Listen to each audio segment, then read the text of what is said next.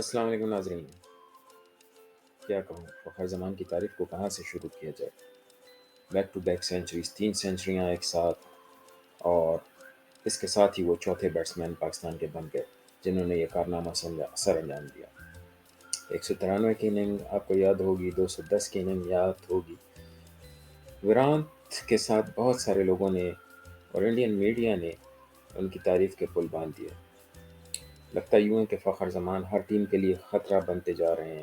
اگر فخر زمان نے اپنی فٹنس کو برقرار رکھا اور ایسا ہی کھیل بار بار پیش کیا، 180 رنز ناٹ آؤٹ، کیا بات ہے۔ دیکھتے ہیں کہ کتنے ریکارڈ بناتے ہیں اور کتنے توڑتے ہیں، کتنے لوگوں کو خوش کرتے ہیں، کتنے لوگ خوش ہوتے ہیں اور کتنے خفا ہوتے ہیں۔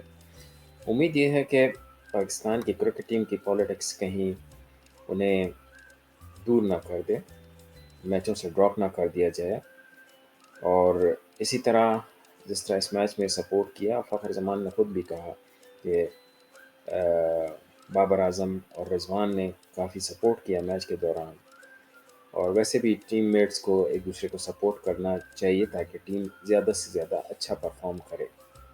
امید کرتے ہیں کہ آئندہ بھی ایسے ہی کھیل پیش کیا جائے گا۔ سننے کا اور دیکھنے کا بہت شکریہ۔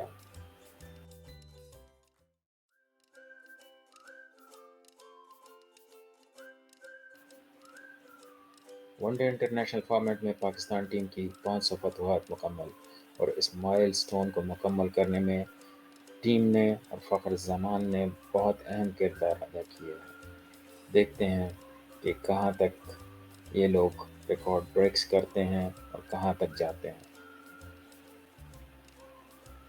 فخر زمان کی آج کی بیٹنگ نے بہت سارے ریکارڈز بنائے اور بہت سارے توڑے۔ اللہ کرے وہ اسی طرح پرفارم کرتے رہیں اور پاکستان کا نام روشن کرتے رہیں۔